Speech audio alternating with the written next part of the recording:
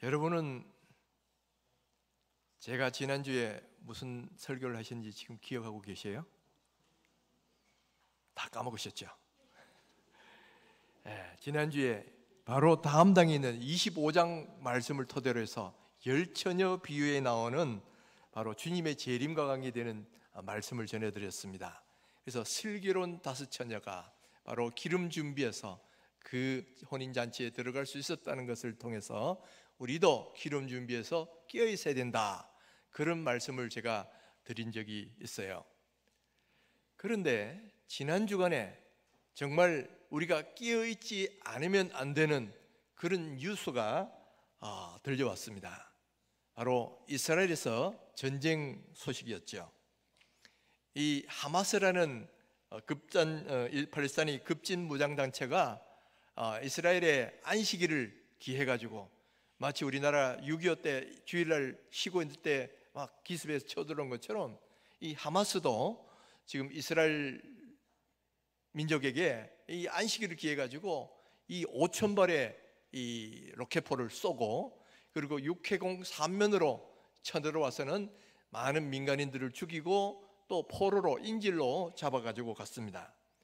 그리고 그 이후에 후속적으로 들리는 그런 소식을 보면요, 민간인들을 공격한 것도 모자라서 어떤 이스라엘 점령지를 회복하고 보니까 병원에 있는 아기들이 40구나 시체가 되어 있는데 그 중에는 참수, 목이 잘려 죽은 아이들도 많이 있었다는 거예요.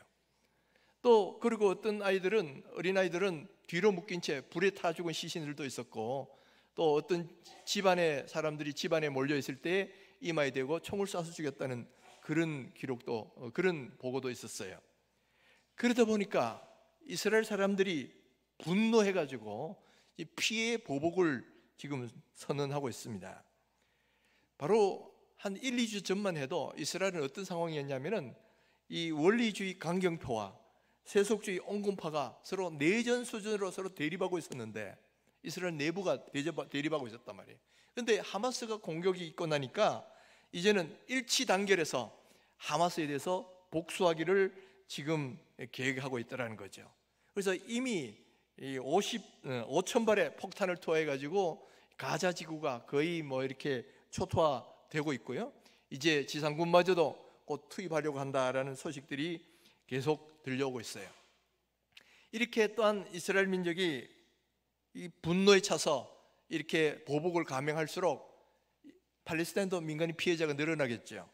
그러면 국제적 여론 때문에 어떤 이것이 국제적 전쟁으로 비화할 가능성이 대단히 높다는 겁니다. 전 세계가 저 아프리카에서 전쟁이 일어나면 별로 관심 없어요. 그런데 중동에서 전쟁이 났다 그러면 전 세계가 긴장하면서 바라봅니다. 왜 그러냐면은 이것은 세계의 화약고와 같아서 여기 전쟁이 일어나면 언제든지 세계대전으로 번져갈 수가 있기 때문에 그렇습니다. 이스라엘을 지지하는 서방 진영하고 또 팔레스타인을 지지하는 아랍 진영하고 또 거기에 혹시 또 공산 진영이 덧붙여가지고 할 수도 있겠죠. 그래서 이 전쟁이 벌어질 수 있는 거예요. 지금은 하마스하고만 전쟁하고 있지만은 북쪽에는 헤즈볼라나 시리아하고도 지금 계속 포격이 오가고 있다는 그런 뉴스도 지금 나오고 있죠. 또 그 뒤에는 이란이라는 게 있다는 것은 이미 다 알고 있는 사실이고, 또 지금은 지켜보고 있지만은 이렇게 전쟁이 격화되면 나중에는 잠재적 이 아랍 세력이 우군이 되는 이런 이집트, 터키, 사우디 이런 나라들도 어쩌면 또 가세할 수도 있단 말이에요. 그래서 이런 전쟁이 세계 대전으로 번질 가능성은 얼마든지 있다라는 거예요. 우리가 이 이스라엘에서 일어나는 전쟁을 보면서 여러분, 성경에 보면 예루살렘의 평안을 위하여 기도하라는 말씀이 있어요. 그래서 예루살렘 평안을 위해서도 기도해야 됩니다. 그와 더불어 동시에 우리가 경각심을 가지고 민감하게 보아야 되는 이유가, 중동의 전쟁은 유가가 뛰고 세계 경제 위기를 초래하는 그런 문제도 있지만은 더 중요한 것이 있어요. 우리 그리스도인에게는 더 중요한 문제가 있는데, 이것은 바로 예수님의 재림과도 연결되어 있기 때문이라는 겁니다. 여러분, 이스라엘 지역은 예수님이 재림하기 전에 세계대전이 일어날 장소로 예언되는 곳이라는 겁니다. 요한계시록 16장 14절 16절에 이런 기록이 나와 있습니다. 그들은 귀신의 영이라 이적을 행하여 온 천하 왕들에게 가서 하나님 곧 전능하신 이의 큰 날에 있을 전쟁을 위하여 그들을 모으더라. 새 영이 히브리어로 아마겟돈이라 하는 곳으로 왕들을 모으더라, 이렇게 되어 있어요. 여기 말하는 아마겟돈이라는 단어는 히브리어로 하르마겟돈, 즉 무깃도의 산이라는 뜻입니다. 무깃도 지역이 어디냐면은 지금 이 지역은 이 교통의 요지예요. 북쪽 시리아로 가는 길, 그리고 남쪽 이집트로 가는 그 길이 만나는 곳이 이 무깃도 골짜기입니다. 그래서 옛날부터 이 지역에서는 전쟁이 많이 벌어졌어요. 그런데 이곳에서도 다시 예수님이 재림 직전에 하나님을 대적하는 마지막 세계적인 대전이 여기서 일어날 것이다라고 그렇게 이야기를 하고 있습니다. 자, 무깃도가 어디냐? 저기 지도에 보시면 바로 갈릴리 가기 전에 저기 보이시죠? 저 지역이 무깃도 지역이에요. 그런데 에스겔서 38장에는 보면 또 이런 예언이 있습니다. 이스라엘이 지금은 바벨론 포로로 되어 있지만 다시 고국으로 돌아서 회복되고 난 뒤에 마곡 땅에 있는 로스와 메섹과 두발왕 곧 곡 왕을 이끌어 바사와 구스와 붓과 고멜과 도갈마와 연합하여 이스라엘 땅으로 쳐들어가게 하겠다. 그리고 하나님이 마침내 그들을 심판하시겠다. 그런 내용의 예언이 이 바로 에스겔서 38장과 39장에도 예언되어 있습니다. 거기 보면 마곡 땅에 있는 로스와 메섹과 두발 왕 곡 이래 되어 있어요. 로스하고 발음이 어디가 비슷하죠? 러시아. 그래서 이 곡과 마곡 땅은 일반적으로 러시아로 해석하는 사람들이 꽤 많이 있습니다. 물론 뭐 다른 해석도 있지만은, 그러나 그렇게 해석하는 해석도 많이 있다는 것은 여러분 참고로 하시면 좋겠어요. 그런데 이 곡과 마곡의 이 전쟁이 벌이는 것이 또 어디 나오냐면은 요한계시록 20장 7절 8절에 또 나와요. 천년이 참에 사탄이 그 옥에서 놓여 나와서 땅의 사방 백성 곧 곡과 마곡을 미혹하고 모아 싸움을 붙이리니 그 수가 바다의 모래 같으리라. 자, 여기 또 곡과 마곡이 나온단 말이에요. 천년왕국 이후에 이루어질 마지막 대전에 곡과 마곡이 모든 백성들을 모아서 싸움을 붙인다, 이렇게 되어 있는데 이 두 가지가 연결되지 않겠는가라고 해석하게 돼요. 그래서 마지막 때에 바로 이스라엘 민족을 향하여 곡과 마곡은 땅의 이름이고 곡은 그 마곡 땅에 있는 왕을 가리킵니다. 그런데 이 곡이 바사가 어디입니까? 지금의 이란입니다. 지금의 이란, 바사, 페르시아, 구스, 이디오피아, 붓, 리비아, 고멜과 도갈마, 이거 뭐 어디인지 불명하지만 하여튼 이 근처에 사는 그런 나라예요. 이런 나라들과 연합해서 마지막 날에 이 이스라엘 땅으로 쳐들어갈 것이다. 자, 이렇게 되어 있는데 여기에 곡과 마곡, 이 곡이 어디냐 했을 때 아까도 말했지만 뭐 다른 해석들도 많이 있습니다. 그렇지만은 일반적으로 러시아, 두말, 메섹 이런 지역이 다 러시아 땅에 있는 그런 지역을 언급한다 그러면 러시아로 해석하는 사람들이 많아요.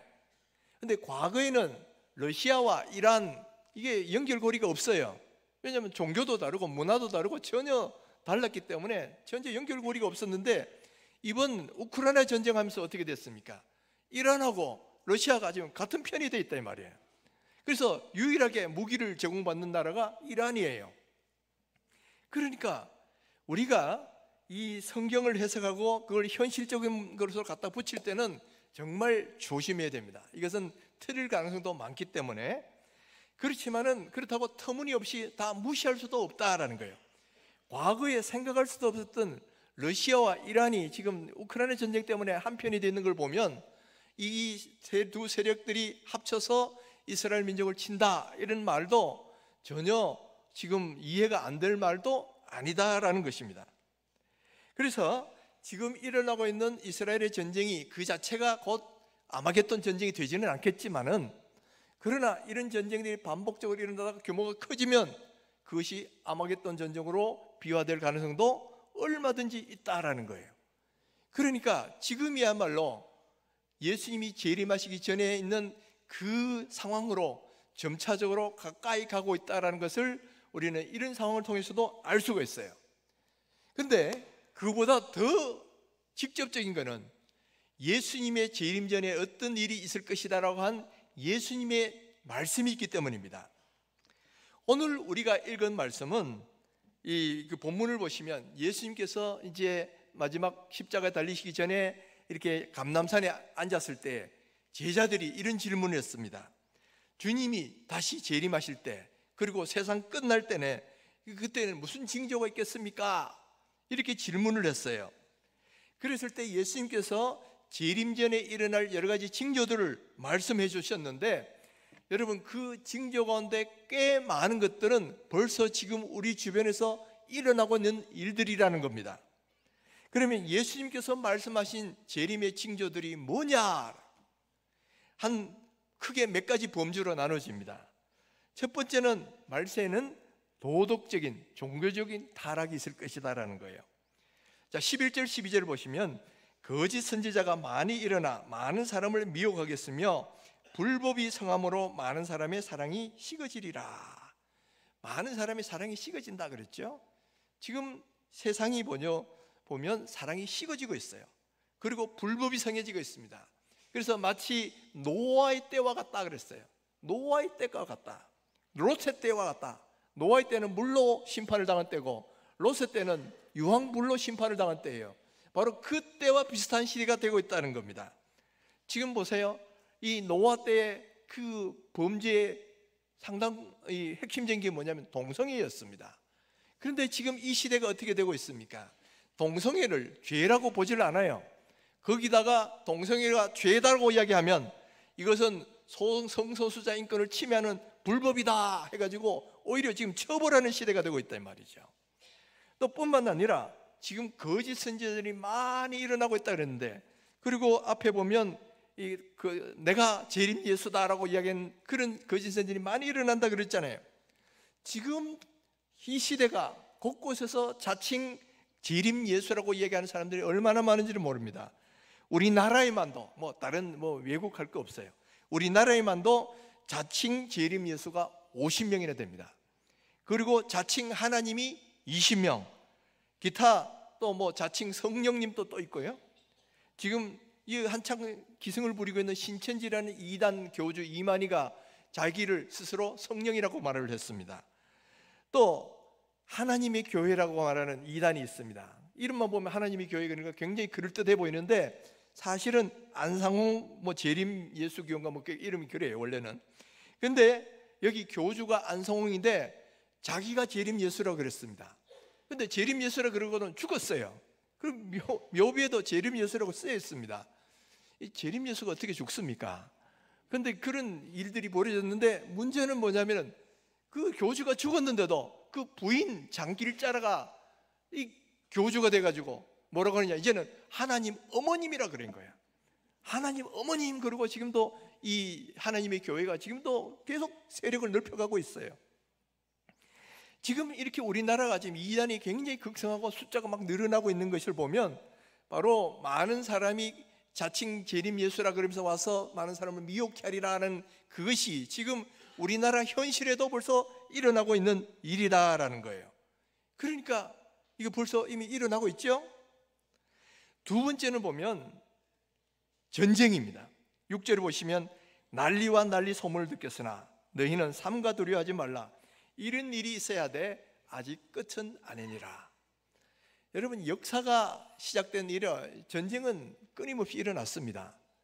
그런데 현재의 전쟁은 이제는 과거와는 비교할 수 없는 정도로 횟수도 많이 일어나고 있고요, 또 규모도 더 커지고 있단 말이죠. 과거에는 교통수단이 발달하지 못하니까 어디 전쟁하러 한번 가려면 몇 달씩 걸려가고 이랬죠. 그러니까 먼 나라하고 싸우기는 참 힘들었어요. 그런데 요즘은 어떻습니까? 비행기만 타면 얼마든지 갈 수 있고, 그래서 수시로 전쟁이 일어나요. 그리고 우리가 1차 대전, 2차 대전을 통해서 본 것처럼 이제는 전쟁이 일어났다 그러면 한 나라끼리만 싸우는 게 아니고 세계적인 대전이 되는 거예요. 그런 상태에서 앞으로 마지막 아마겟돈 전쟁은 세계대전이 될 것이다. 마지막 대전이 될 것이다. 그렇게 우리는 이해를 하고 있죠. 앞으로 그런 전쟁도 계속 일어날 것이라는 거죠. 또 세 번째 징조가 뭐냐면 천국 복음이 땅끝까지 전파된다 그랬습니다. 14절에 보시면 이 천국 복음이 모든 민족에게 증언되기 위하여 온 세상에 전파되리니 그제야 끝이 오리라. 앞에 재난은 시작이니라 그랬는데 이 끝은 이 복음 전파로 더불어 끝난다 그랬어요. 근데 지금 전 세계 유엔에 가입된 회원국 수가 193개국입니다. 근데 비회원국으로 있는 나라가 54개국이 있어요. 그러면 총 247개국인데 근데 그 중에 사용되는 언어 숫자가 얼마냐면은 7,424개. 이 정도의 많은 언어가 전 세계에 퍼져 있다는 거죠. 그런데 이 종족들은 각기 다른 언어를 쓰고 있는데 지금까지 이 언어로 이 성경이 번역된 종족이 얼마나 되냐면은 대략 3,000개의 종족 언어로 성경이 번역됐다 그래요. 그런데 아직도 4,000여 개 정도가 번역되지 못하고 있는데 지금 이 성경 번역 선교단체인 위클리프 번역단체가 있어요. 이 위클리프 성경 번역단체에서 지금 무슨 운동을 벌이고 있냐면 마지막 언어 캠페인이라는 걸 하고 있어요. 그래서 2025년까지는 남아있는 4,000개의 미종족 성경이 번역되지 못한 이 종족의 언어도 번역을 착수하도록 하자라는 겁니다. 2025년에 번역을 끝낸다는 얘기가 아니고 번역을 착수하겠다는 거예요. 그런데 오늘날 우리 과학기술이나 뭐 이 언어학 발전의 속도를 보면 아마도 한 2040년이면 모든 종족의 언어 이 성경 번역이 완성될 수 있지 않겠는가라고 이 위클리프 번역 선교에서는 그렇게 예측을 하고 있어요. 자, 성경 번역이 다 된다는 것이 곧 복음이 땅끝에 전파되는 것인지 그건 우리가 알 수가 없지만은 적어도 분명한 사실은 뭐냐? 이렇게 땅끝까지 복음 전파되게 한 모든 환경과 여건이 다 갖춰져 갑니다. 거기다가 유튜브나 인터넷은 세계 어디에서도 다 복음을 들을 수가 있게 돼 있어요.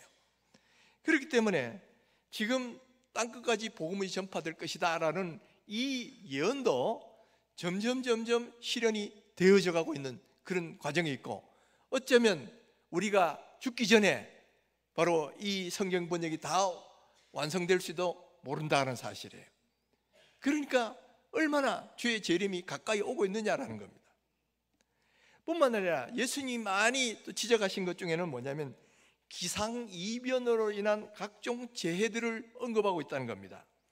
7절에 보시면 민족이 나라가 나라를 대적하여 일어나겠고 곳곳에 기근과 지진이 있겠다 그랬죠? 지진과 기근, 뭐 지진과 기근이 과거에는 없었겠습니까? 그러나 이제는 기상이변으로 인해서 이제는 더 빈도가 많고 더 큰 규모로 이런 것들이 일어나고 있다는 거예요.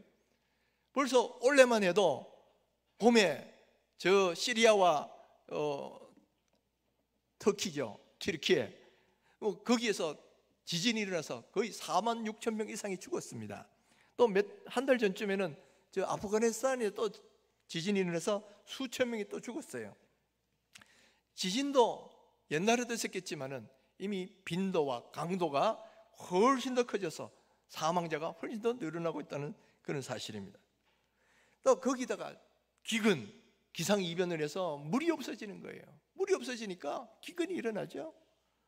또 여기다가 누가복음, 예수님이 하신 말 똑같은 말씀을 기록한 누가복음에도 보면 몇 가지 자연재해들이 더 추가가 되어 있습니다. 첫 번째가 뭐냐면 전염병입니다.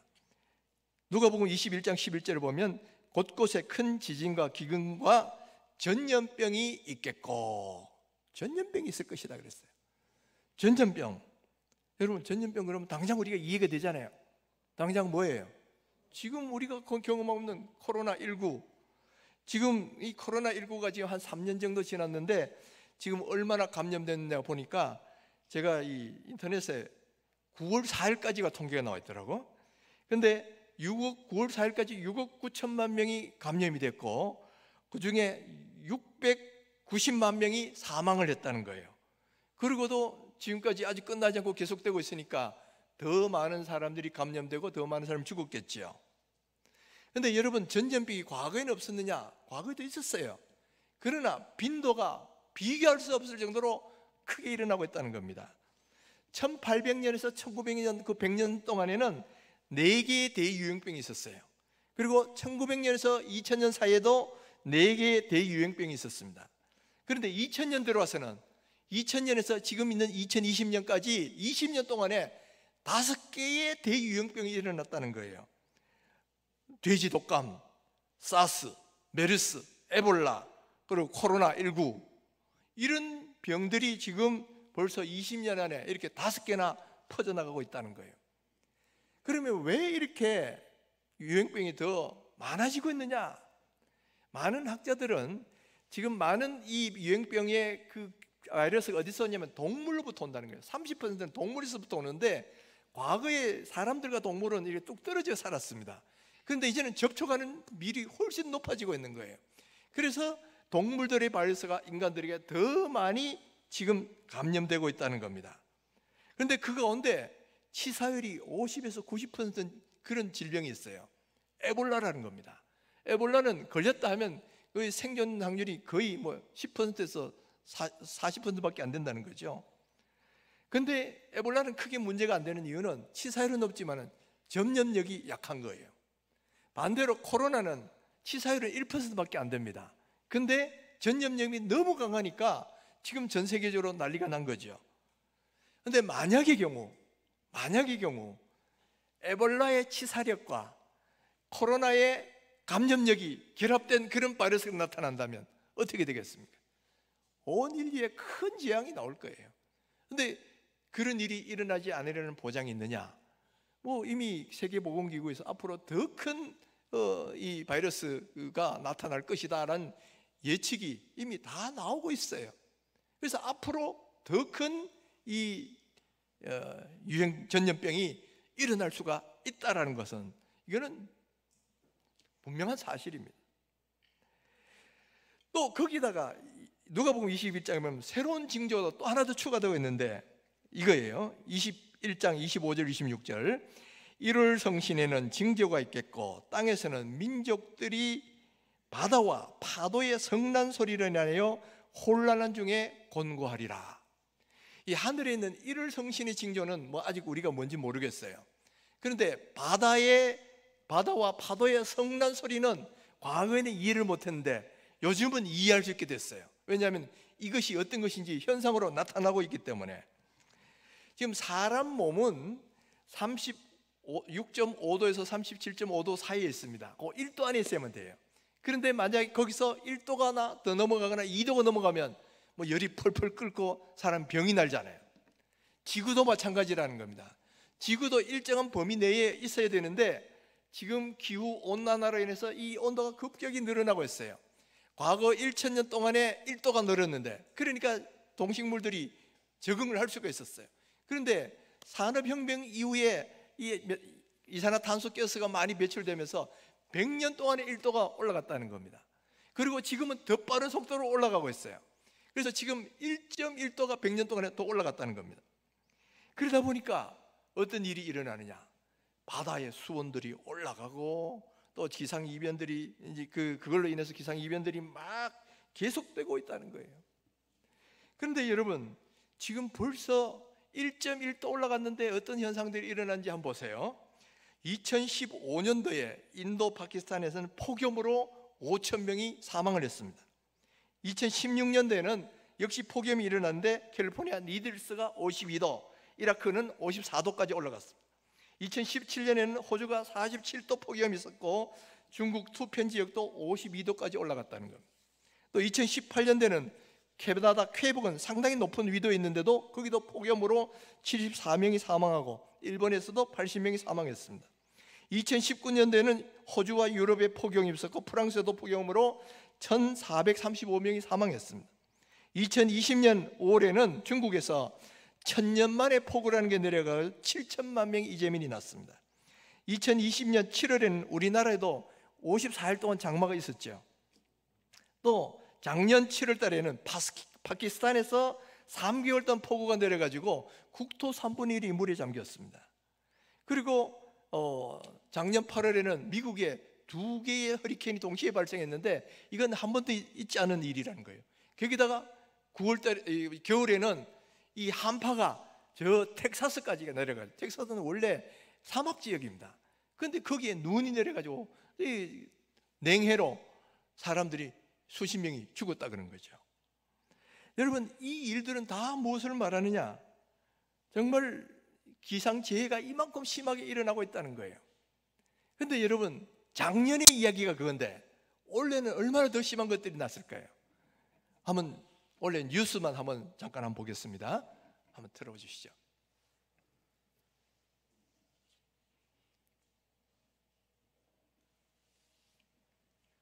우리나라뿐 아니라 지구촌 곳곳이 홍수 등 자연재해로 몸살입니다. 미국에서 가장 덥고 건조한 사막 기후인 데스밸리에서는 천년에 한 번 일어날까 말까한 홍수가 발생해 최근 피해가 속출했습니다. 워싱턴에서 권준기 특파원입니다.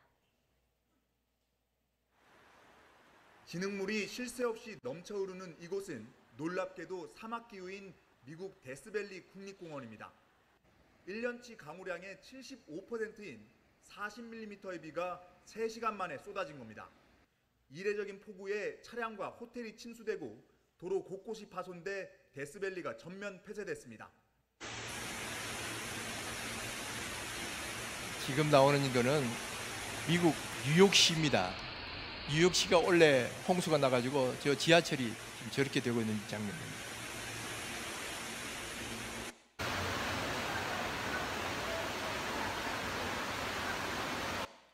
홍콩에 139년 만에 기록적인 폭우가 쏟아져 도시 기능이 모두 마비됐습니다. 이렇게 흙탕물이 급류처럼 도심을 흐르면서 학교와 증권시장까지 모두 문을 닫고 시민들은 대피했습니다. 박성훈 특파원입니다. 어젯밤 홍콩 주택가. 불어난 물이 담장을 쓰러뜨릴 기세로 넘어들어옵니다. 차오른 물은 마을을 통째로 집어삼킬 듯 맹렬하게 흘러갑니다. 지하철역은 쏟아져 들어오는 물에 그대로 잠겨버렸습니다. 국토의 80% 이상이 사막인 아랍에미리트에 무려 27년 만에 홍수가 났습니다. 나라 밖 소식은 전혜정 기자가 전해드립니다. 바위산에서 흙탕물이 거칠게 쏟아져 내립니다. 물에 잠긴 자동차는 도로 한복판에 멈춰섰고 이슬람 사원 모스크도 침수됐습니다. Sky turns red. Red rain pours down. Heavy rain and hailstorm and flood. What the hell is going on in Saudi Arabia?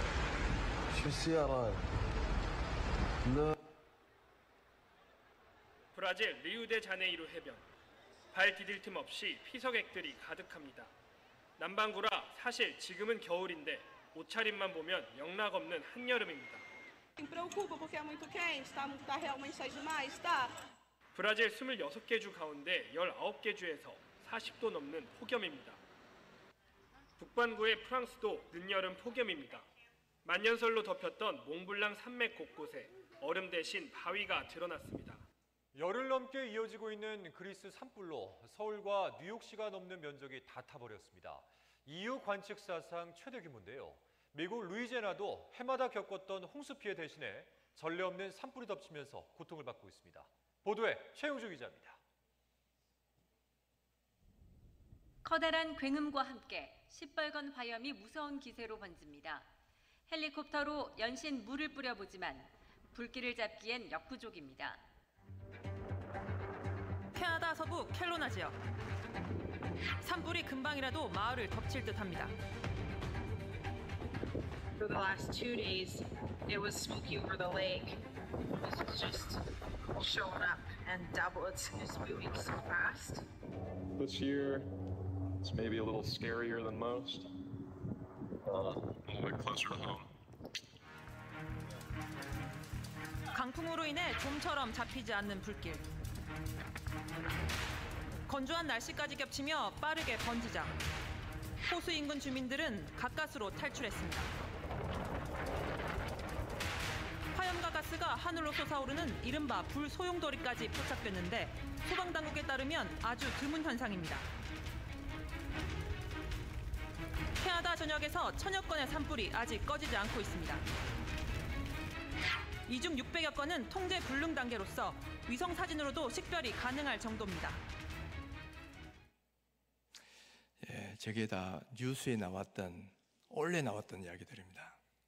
여러분, 작년에도 저 비슷한 이야기 많이 들었죠. 뭐 100년 만에, 1000년 만에 뭐 어쩌고저쩌고 했는데 지금 이 기록들이 갱신이 계속되고 있어요.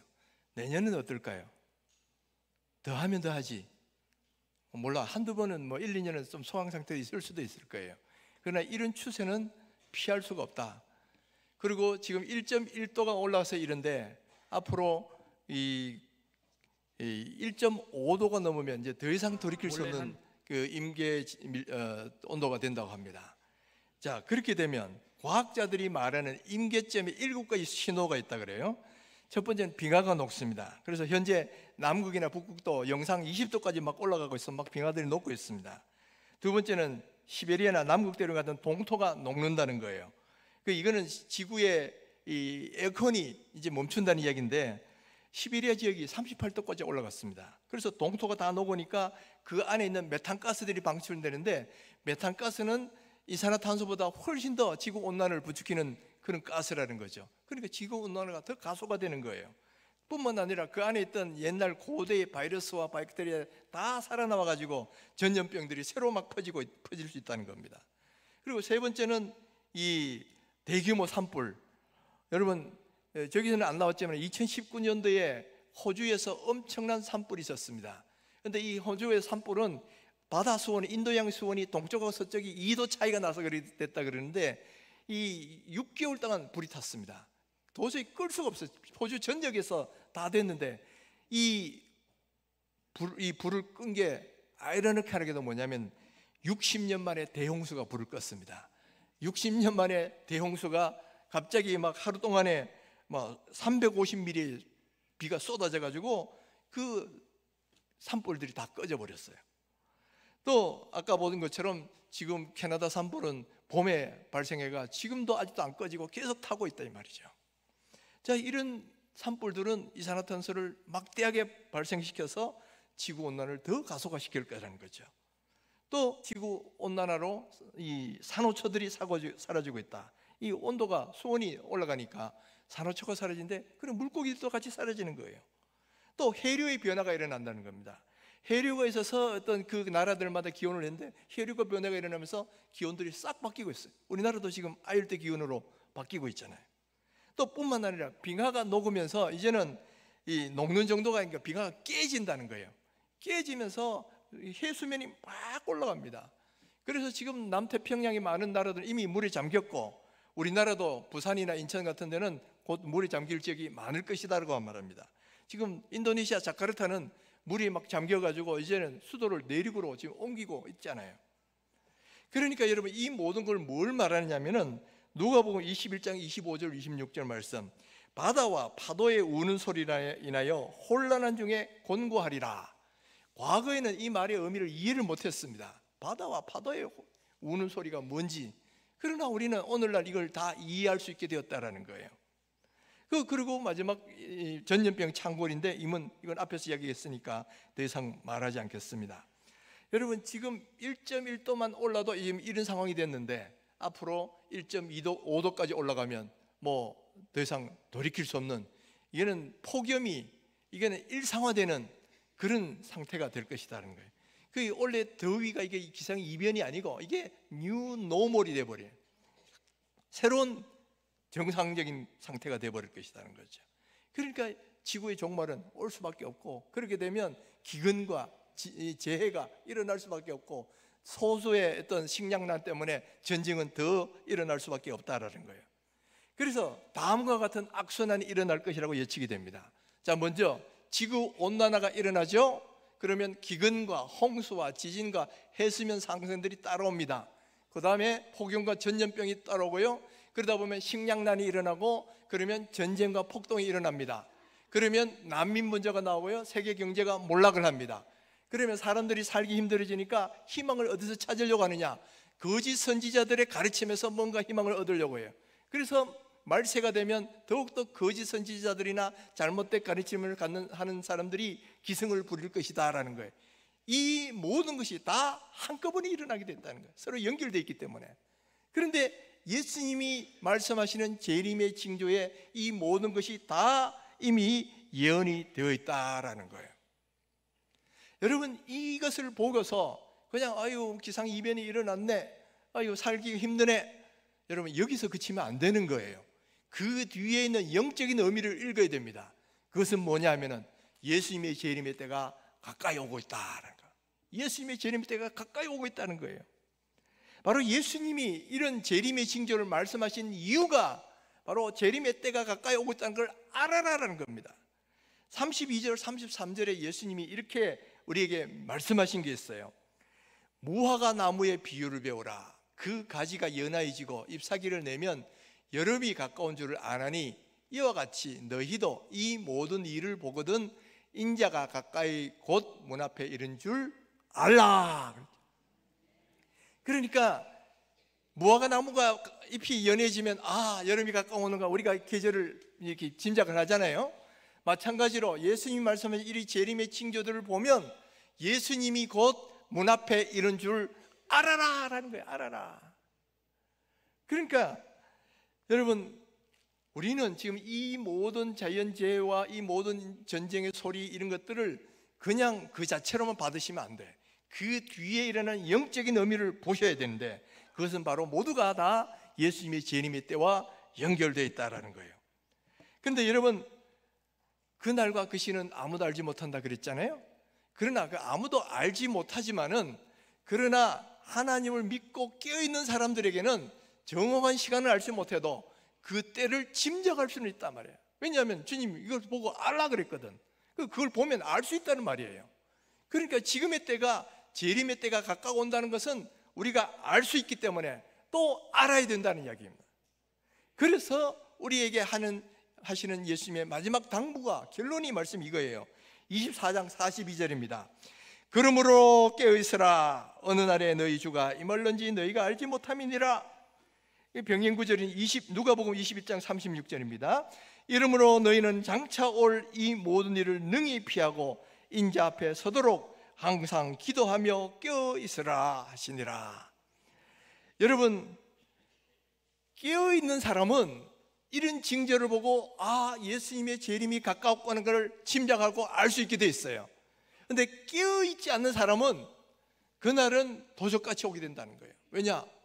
노아의 때처럼 먹고 자고 시집가고 장가가고 막 그렇게 하다가 어느 날 갑자기 멸망의 때가 오는 것처럼 예수님이 재림이 와서 그들이 다 멸망당하기 때문에 깨어있지 않는 사람에게는 그날은 도적같이 오지만은 깨어있는 사람에게는 도적같이 오지 않는다 그랬어요. 이거는 바로 사도 바울이 그 데살로니가 전서 5장에서 하신 말씀이에요. 그날에 깨어있는 사람에게는 도적같이 못 온다. 왜냐하면 징조를 보면서 알기 때문에. 그래서 준비할 수 있다라는 거예요. 그러니까 오늘 여러분, 우리가 지금 이 이스라엘에 일어난 전쟁의 소식이나 혹은 지금 지구상에서 일어나고 있는 모든 종류의 자연재해의 소식이나 지금 우리가 경험하는 전염병의 소식이나 이 모든 것들이 그냥 우연한 것이 아니다.